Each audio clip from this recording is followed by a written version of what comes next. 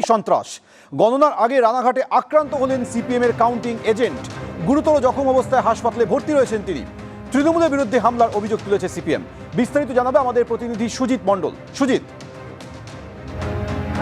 যেটা প্রথমে বলি, ভোট গণনার একদিন আগে সিপিআইএম এর এক কাউন্টিং এজেন্টকে বেধড়ক মারধরের অভিযোগ উঠেছে তৃণমূলের বিরুদ্ধে। এবং যেটা জানা যাচ্ছে, রবিবার সকালে ঘটনাটি ঘটেছে নদিয়া রানাঘাট থানার মাটিকুমড়া বাজার এলাকায়। এবং আক্রান্ত যে সিপিএম নেতা, তার নাম অপূর্ব মজুমদার, তিনি বর্তমানে গুরুতর আহত অবস্থায় রানাঘাট মহকুমা হাসপাতালে চিকিৎসাধীন। এবং যেটা অভিযোগ করা হচ্ছে, বেশ কিছুদিন ধরেই সিপিআইএম এর কর্মীদের ভোট গণনা কেন্দ্রে না যেতে দেওয়ার জন্য ভয় দেখাচ্ছিল তৃণমূল। এবং সেই কারণেই আজকে সকাল 11টা নাগাদ তাকে মাটিকুমড়া বাজারে আচমকাই তার উপর হামলা চালায় এবং বাঁশ ইট লাঠি দিয়ে তাকে মারধর করা হয় এবং শরীরের বিভিন্ন জায়গায় তিনি আঘাতপ্রাপ্ত হন। বর্তমানে তিনি রানাঘাট মহকুমা হাসপাতালে চিকিৎসাধীন রয়েছেন। এবং এই মারধরের ঘটনায় রানাঘাট 2 নম্বর পঞ্চায়েত সমিতির সভাপতি তৃণমূলের আশিস দাস এবং নোকারি গ্রাম পঞ্চায়েতের তৃণমূল সদস্য উৎপল হাজরার বিরুদ্ধে মূলত অভিযোগ। এবং তাদের মদতেই সিপিএম নেতা এই অপূর্ব মজুমদারকে মারধর করা হয়েছে বলে এমনটাই কিন্তু অভিযোগ উঠেছে।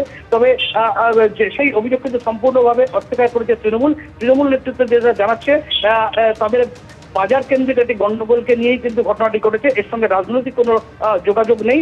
তবে এদিনের ঘটনায় রানাঘাট মহকুমা হাসপাতালে এই আক্রান্ত যে সিপিএম নেতা, তাকে দেখার জন্য রানাঘাট লোকসভা কেন্দ্রের সিপিএম যে প্রার্থী অলোকেশ দাস, তিনি কিন্তু এসেছিলেন। এবং গোটা বিষয় নিয়ে ইতিমধ্যেই রানাঘাট থানার পুলিশ তদন্ত শুরু করেছে। সৌমেন, ধন্যবাদ সুজিত।